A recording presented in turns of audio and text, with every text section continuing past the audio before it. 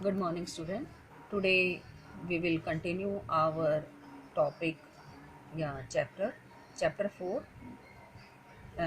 Part 3। इस video का ये मतलब ये जो चैप्टर है आपका कंटिन्यूटी में इसका पार्ट 3 है ये, ठीक है। चैप्टर 4 है ट्राइबल दिकूज एंड द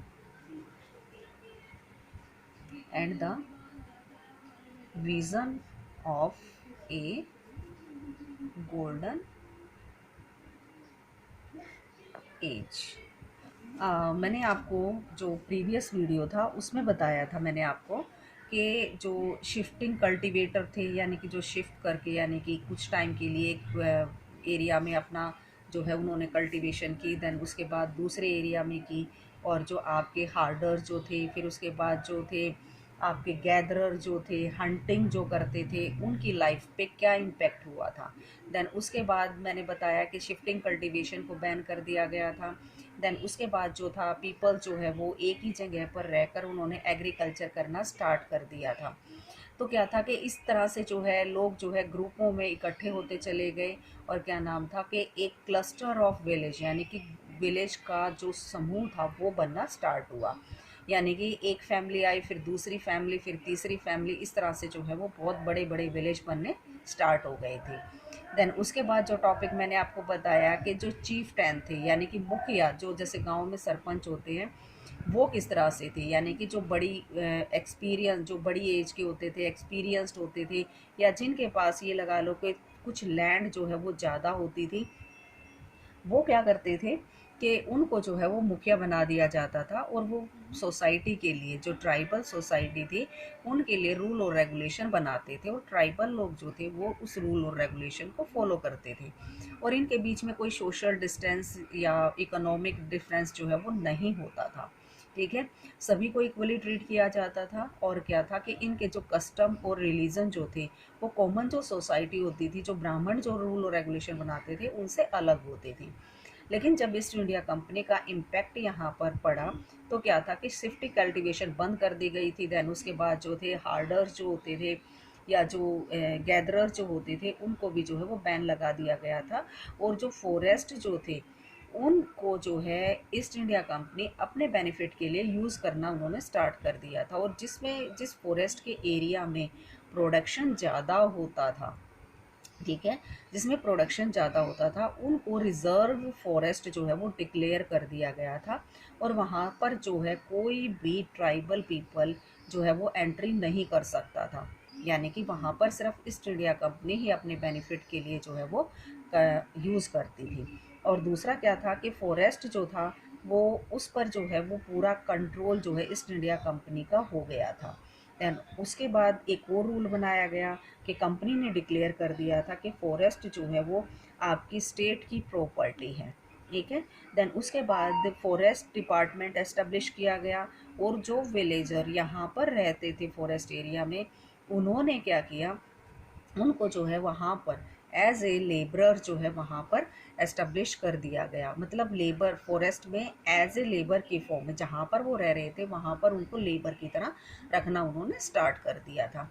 लेकिन जो लोग यहाँ पर वर्क नहीं कर रहे थे, उन लोगों ने, जो ट्राइबल पीपल थे, उन्होंने सिटीज़ में जाकर, शहरों में जाकर पुलिस का काम, जो इंडस्ट्री कंस्ट्रक्शन का काम चल रहा था, रोड कंस्ट्रक्शन का जो काम चल रहा था, इस तरह से जो है वो माइनिंग का काम, इस तरह के काम इन्होंने करने स्टार्ट कर दिए थे। देन उसके बाद जो था हमारा मैनी ट्राइबल प्रैक्टिसेस। तो क्या था कि अब आप खुद ही देखोगे बच्चे, अगर आप जिस नेटिव प्लेस पे रह रहे हो, अगर आपको वहाँ से निकाल दिया जाए और आपको कहा जाए कि आप दूसरी जगह सेटल हो जाइए, तो क्या है, उसके लिए आपको जो है कंपनसेशन भी ना दिया जाए, तो आपके साथ कितना बुरा होगा। सेम यही कंडीशन जो थी वो ट्राइबल पीपल को फेस करनी पड़ी। तो इसके अगेंस्ट में इन्होंने जो है बहुत सारे रिवोल्ट भी किए, अलग अलग एरिया में जो है इन्होंने रिवोल्ट करने स्टार्ट कर दिए थे। तो many tribal group reacted again the colonial forest law. यानी कि जो फर्स्ट टॉपिक मैं आपको बताऊं, मतलब इस थर्ड वीडियो का जो फर्स्ट टॉपिक है वो है अपना many tribal tribals tribal groups reacted against the colonial forest law। जैसे मैं आपको बता मतलब जो उन्होंने रूल और रेगुलेशन बनाए तो जो ट्राइबल पीपल थे उन्होंने ईस्ट इंडिया कंपनी के अगेंस्ट जो है रिवोल्ट करना स्टार्ट कर दिया था। ठीक है, जैसे कि मैं आपको बता देती हूँ 100 ग्राम संगमा जो ये एक रिवोल्ट हुआ था आसाम में, ये 1906 में आसाम में जो है ये रिवोल्ट हुआ था और इस रिवोल्ट का नाम था सोनग्राम सनमा। ये बच्चे आप ये जो पॉइंट मैं आपको लिख रही हूँ ये आप 1 मार्क्स के क्वेश्चन में भी ऐड कर सकते हो। ये रिवोल्ट था। देन उसके बाद फॉरेस्ट सत्याग्रह, यानी कि ये आपके एग्जाम्पल हैं। ठीक है, एग्जाम्पल हैं, ये आपका 1 मार्क्स का क्वेश्चन भी बन सकता है। Many tribals group reacted to the colonial forest law, the revolt was this. 1 marks का, ये 1 मार्क्स का हो सकता है। ठीक है, जैसे 1930 में जो है आपका ये स्टार्ट हुआ था सेंट्रल प्रोवेंसेस में, जो एरिया था सेंट्रल प्रोवेंसेस का, इसको बोला गया था फॉरेस्ट सत्याग्रह। सत्याग्रह यानी कि फॉरेस्ट के पीपल ने जो है ईस्ट इंडिया कंपनी के अगेंस्ट जो है बहुत सारे रिवोल्ट स्टार्ट मतलब शुरू किए थे, क्योंकि उनकी जो डिग्निटी थी, उनके जो कस्टम थे, उनके जो रिलीजन थे वो बिल्कुल ही ख़त्म होते जा रहे थे। यानी कि उन्हें ही अपने नेटिव प्लेस से बिल्कुल ही डिप्राइव्ड कर दिया गया था, उन्हें बिल्कुल ही अलग कर दिया गया था। देन स्टूडेंट फिर उसके बाद आपका मतलब इन्होंने ये रिवोल्ट स्टार्ट किए। देन उसके बाद जो है हमारा जो नेक्स्ट टॉपिक है इसी का, the problem with the trade. Phone नीचे लगाए। प्रॉब्लम विद ट्रेड यानी कि ट्रेड के साथ क्या क्या प्रॉब्लम उन्हें फेस करनी पड़ी थी। अगर हम पहले मैंने 19th सेंचुरी की स्टार्टिंग की बात की, जब ईस्ट इंडिया कंपनी ने इनके मतलब जो कस्टम और रिलीजन थे वो ख़त्म कर दिए थे। देन उसके बाद जो है आपकी मैं बात करूँगी ड्यूरिंग द 19th सेंचुरी, यानी कि 19th सेंचुरी के टाइम का जो बीच का टाइम था, या जो 19th सेंचुरी हमारी चल रही थी। During the 19th century, tribal group found that trader and money lenders were coming in the forest and wanting to buy forest product, and they offering cash loan and asking them to work for wages।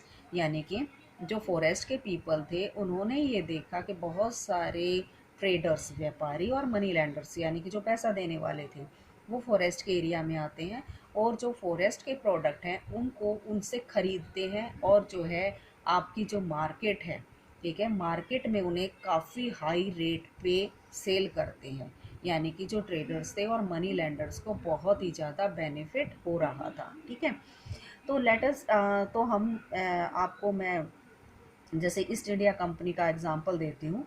Indian silk was in demand in European market. The fine quality of Indian silk was highly valued and export from India increase rapidly.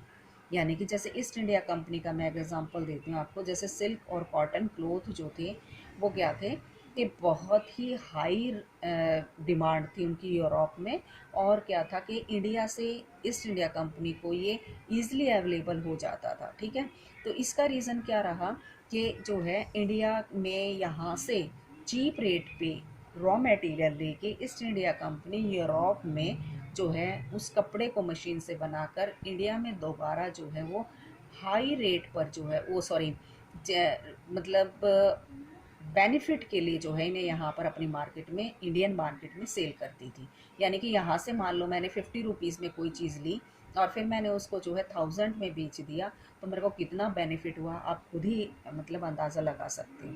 1000 तो नहीं कह सकते, लेकिन जैसे कि 50 में लिया और आपने उसको जो है 150 में सेल कर दिया, तो इससे जो है ट्रेडर्स और मनी लैंडर्स को जो है बहुत ही ज़्यादा बेनिफिट होता था। जैसे मैं आपको एग्जांपल देती हूँ हज़ारीबाग का, एग्जांपल मैं आपको देती हूँ हज़ारीबाग का। ये आपका झारखंड में है। अगर आज के टाइम में देखें तो हम झारखंड में है। वॉज एन एनियर वेरिया द संथाल रियर्स कोकून। आपको देखो मैं बताती हूँ कि हजारियाबाग में जो ट्राइबल लोग रहते थे वो आपके संथाल कम्युनिटी के थे,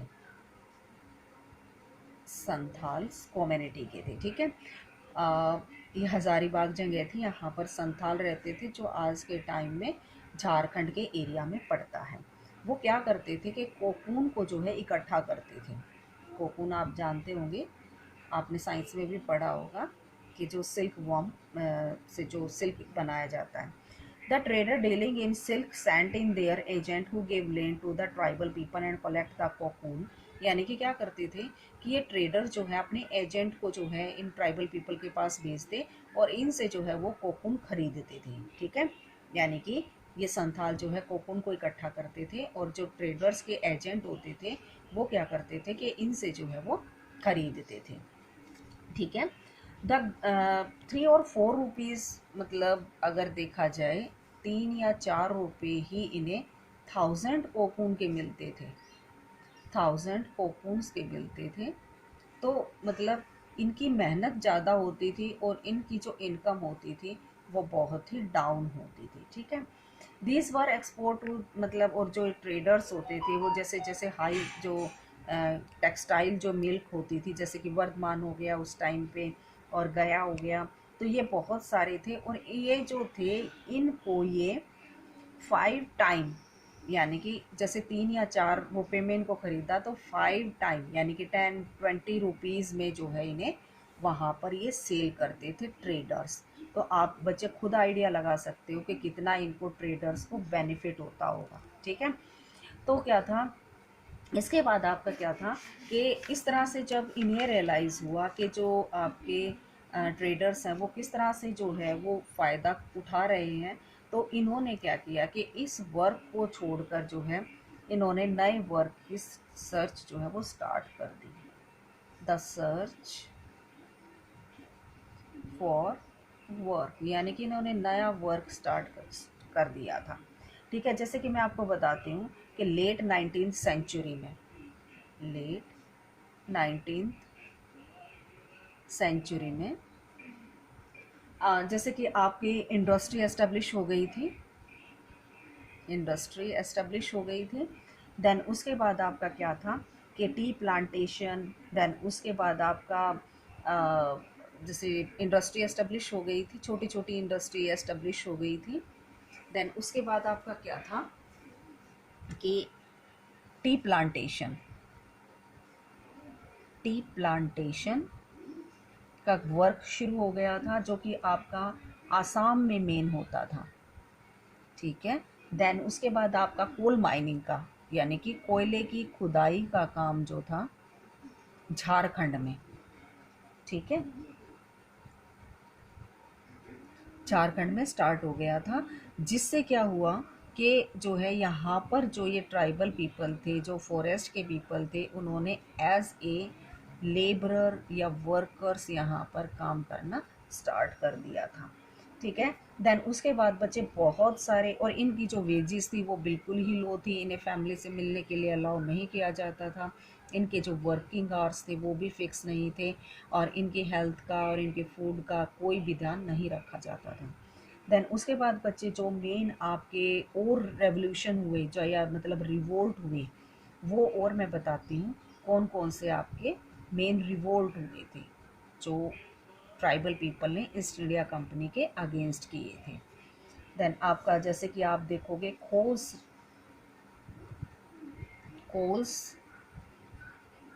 रेबल्ट आपका इन्होंने किया था 1831 से 82 में। संथाल ने किया था, जैसे कि आपका देखोगे संथाल्स ने किया था 1855 में।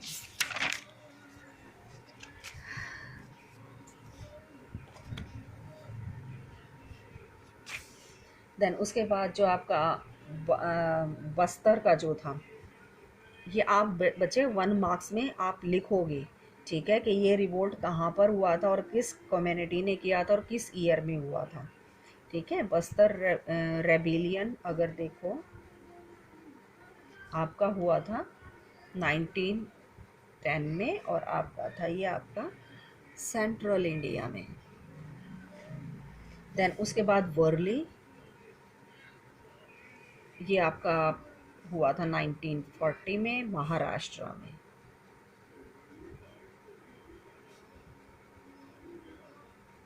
ठीक है, एंड बहुत सारे जो थे आपके ये रिवोल्ट हुए थे, लेकिन इनका जो है वो कुछ भी ऐसा इम्पैक्ट नहीं हुआ था जो ईस्ट इंडिया कंपनी पे ज़्यादा इम्पैक्ट डला हो, और क्या नाम है, मतलब इन्होंने जो है इनकी डिमांड को, जो ट्राइबल पीपल थे, इनकी डिमांड को पूरा किया हो, ऐसा कुछ भी नहीं हुआ था। तो बच्चे देखिए, आपका ये जो टॉपिक है ये आपका 12th में भी है। अगर आप इसको अब क्लियर नहीं करोगे तो आपको 12th में बहुत प्रॉब्लम को फेस करना पड़ेगा। देन उसके बाद हमने स्टार्टिंग में एक टॉपिक किया था बिरसा मुंडा।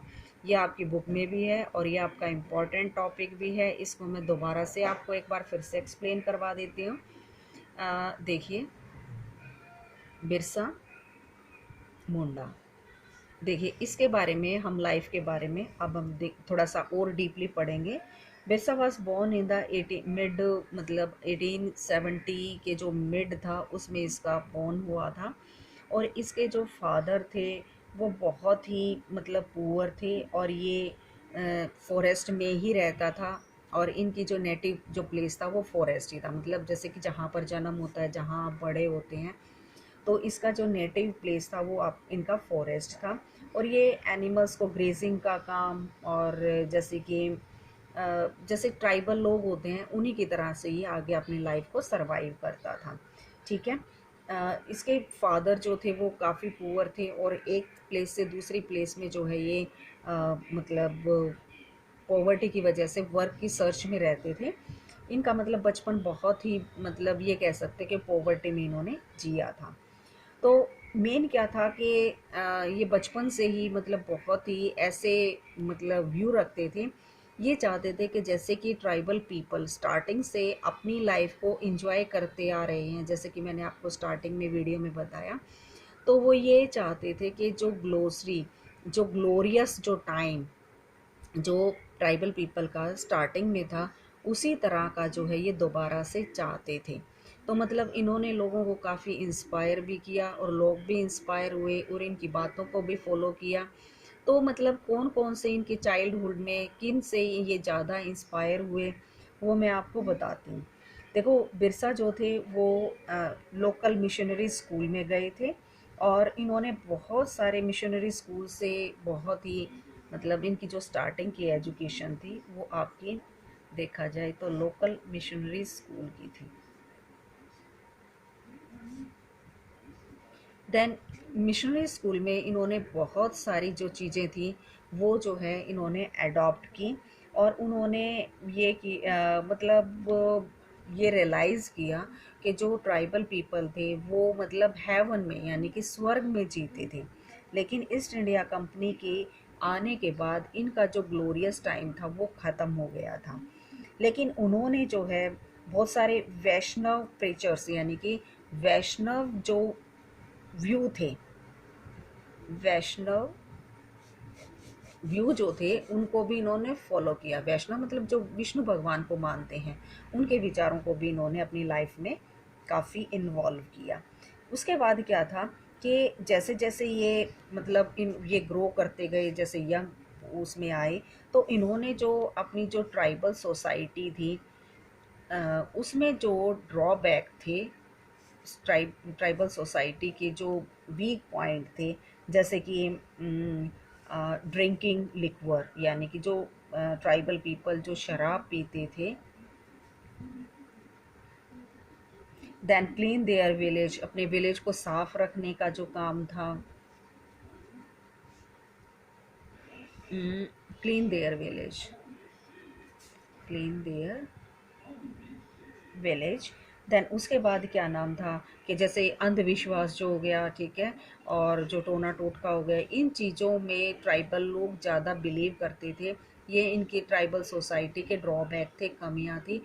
तो ये चाहते थे कि ये सोसाइटी जो है इन चीज़ों को जो है वो गिव अप कर दे, मतलब छोड़ दे, सॉरी, मतलब इनको इन बुरी आदतों को छोड़ के जो है पहले की तरह जो है वो सिंपल लाइफ जिए।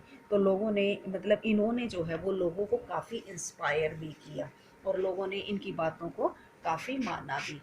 देन उसके बाद क्या था, ये ईस्ट इंडिया कंपनी को, मैं आपको बताती हूँ, ये इनके व्यू जो थे किसके अगेंस्ट थे। फर्स्ट, ईस्ट इंडिया कंपनी ये किसको अपना दुश्मन मानते थे, ईस्ट इंडिया कंपनी। देन उसके बाद आपका मिशनरीज को भी ये अच्छा नहीं मानते थे। वो ये मानते थे कि ये जो ट्राइबल्स पीपल्स हैं इनके कस्टम्स को ख़त्म करना चाहते हैं। और हिंदू लैंडलॉर्ड, ये मैं आपको एक्स्ट्रा क्वेश्चन में भी लिख के दूंगी, आप पीडीएफ में आप इनको नोट कर लेना कि हिंदू लैंडलॉर्ड्स को और ईस्ट इंडिया कंपनी को और मिशनरीज को ये अपना दुश्मन मानते थे अपनी सोसाइटी का। ही सा दैम एज आउटसाइडर फोर्सेस, इनको ये जो है मेंशन करते थे आउटसाइड फोर्सेस, यानी कि ये बाहर की ताकतें हैं। And they were रुइनिंग the Mundas way of life, यानी कि इनकी जो लाइफ है ट्राइबल पीपल की, उनको ये ख़त्म कर रहे हैं, यानी कि इनकी सोसाइटी को ख़त्म कर रहे हैं। देन उसके बाद इन बहुत सारे लोग जो है इनके फॉलोवर हो गए और जो है इनकी बातों को मानना इन्होंने स्टार्ट कर दिया। और जो है मतलब इनको बहुत सारी चीज़ों को जो है ये मानते थे। मतलब क्या था कि ये कह सकते हो जैसे नेशनल मूवमेंट में गांधी जी ने जो है वो रोल प्ले किया था, सेम उसी तरह से जो है बिरसा मुंडा ने जो है बहुत ही इम्पोर्टेंट रोल प्ले किया था। और क्या था, बहुत सारे लोग इनकी बातों को फॉलो करते थे।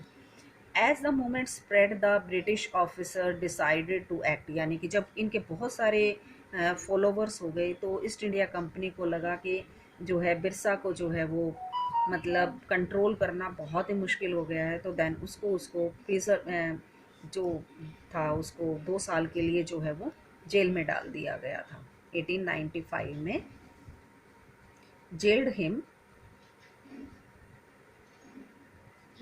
For 2 years। ठीक है। Then Birsa was release in 1897, उसको 2 साल के बाद जो है वो छोड़ दिया गया। एंड फिर उन्होंने जो है वो मतलब फिर से अपना जो है वो प्रोपेगेंडा यानी कि प्रचार करना स्टार्ट कर दिया। एंड देन उसके बाद they attacked police station and churches and raid the property of money lender and zamindar. They raise the white flag as a symbol of Birsa, यानी कि उसके बाद अगर आप देखोगे तो जब ये जेल से अलग हुए, मतलब इन्हें छोड़ा गया, तो उन्होंने they attacked police station, continuity में चालू देना बंद मत करो, the police station and churches and raided, मतलब रेड डाली, प्रॉपर्टी ऑफ मनी लैंडर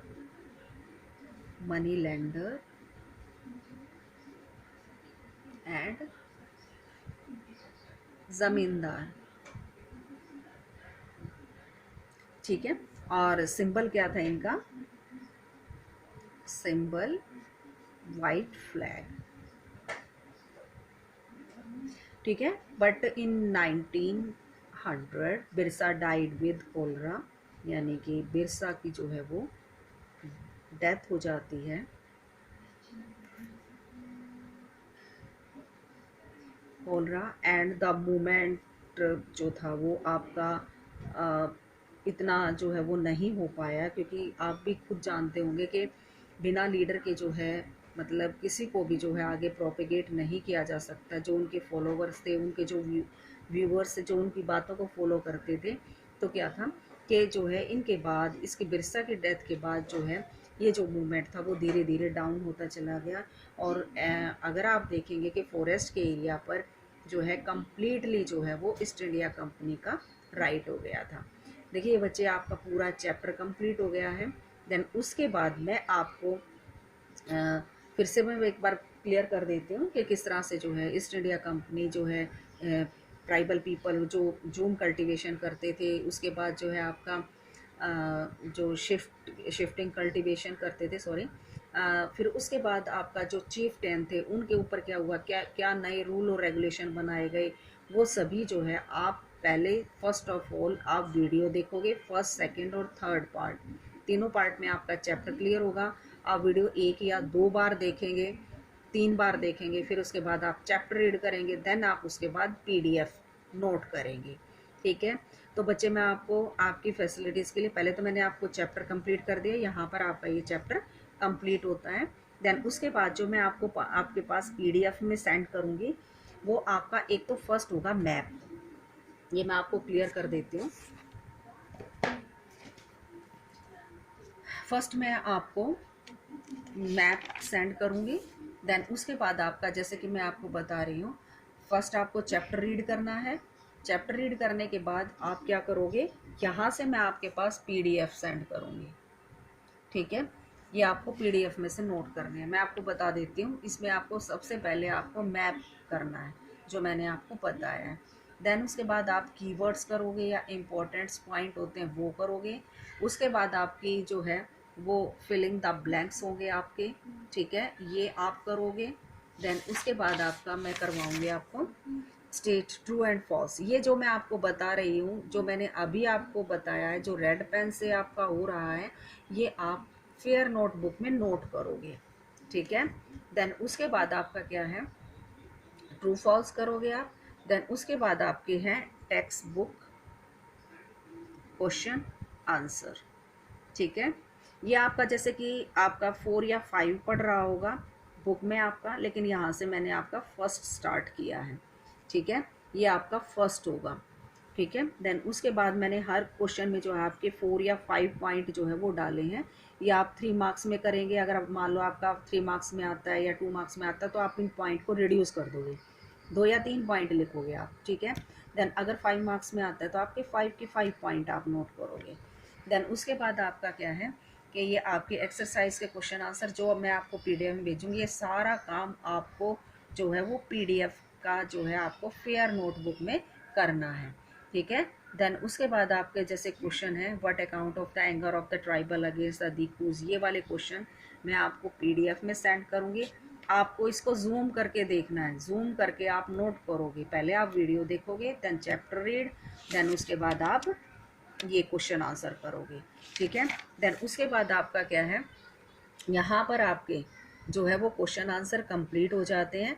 आपका जो 7 और 8 क्वेश्चन है वो आपका एक्टिविटी बेस है। ठीक है, वो आपको नोट नहीं करना है ना, आपको फेयर नोटबुक में आप अपनी उसके लिए जो है नॉलेज के लिए आप उसको कर सकते हैं। ठीक है, बाकी आपको करने की ज़रूरत नहीं है। 7 और 8 क्वेश्चन जो आपका लास्ट में है। ठीक है। देन उसके बाद मैंने आपको बच्चे एक्स्ट्रा क्वेश्चन, ठीक है, आप मेरे को खुद करके और मेरे पास सेंड कर रहे हो, मैंने भी आपकी हेल्प के लिए जो है मैंने 18 या 20 जो हैं वो क्वेश्चन जो हैं आपके 1 मार्क्स के निकाले हैं। आप बच्चे चाहें तो आप 20 क्वेश्चन या 21 क्वेश्चन 25 तक आप खुद भी निकाल सकते हो। तो ये मैं आपको सभी जैसे 1 मार्क्स के ये क्वेश्चन हैं आप, ठीक है, ये इस तरह के जो है मैं आपके जो है पीडीएफ में जो है आपको सेंड करूँगी। और बच्चे ये बात ध्यान रखना कि जो है आपको जो मैंने पॉइंट जो वीडियो में बताए हैं, ठीक है, उनसे भी आप 1 मार्क्स के क्वेश्चन निकाल सकते हो। बट आपको जो है वो फेयर नोटबुक में वो जो पॉइंट है पूरे के पूरे वो आपको फेयर नोटबुक में नहीं नोट करने हैं। वो उन पॉइंट को आप वीडियो में देखते हुए क्लियर करोगे, आपको वीडियो जल्दी क्लियर होगी। ठीक है।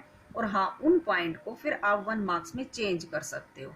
जो मैं पीडीएफ में आपको सेंड करूँगी, आपको सिर्फ वो आपको नोटबुक में नोट करना है, इसके अलावा कुछ नहीं करना है। जैसे मैंने आपकी हेल्प के लिए 17 या 18 जो क्वेश्चन हैं वो 18 क्वेश्चन हैं, मैंने आपको जो है 1 मार्क्स के दिए हैं। इसके अलावा आप जो है वो क्या नाम है अपनी तरफ से जो है वो 20 30 जितने भी मैक्सिमम आप क्वेश्चन आंसर हैं वो बना के आप फिर नोटबुक में नोट करोगे। ठीक है। आप मेरे पास व्हाट्सएप पे भी भेज सकते हो, मैं चेक करके उन्हें भेज दूँगी, ठीक है। लेकिन बच्चे आपको चैप्टर पहले वीडियो देखनी है 2-3 बार, और क्या नाम है, उसके बाद आप चैप्टर रीड करोगे, देन आप उसके बाद आप पीडीएफ जो है वो नोट करोगे। आप पीडीएफ सीधे ही नोट नहीं करोगे और जूम करके आपको नोट करना है।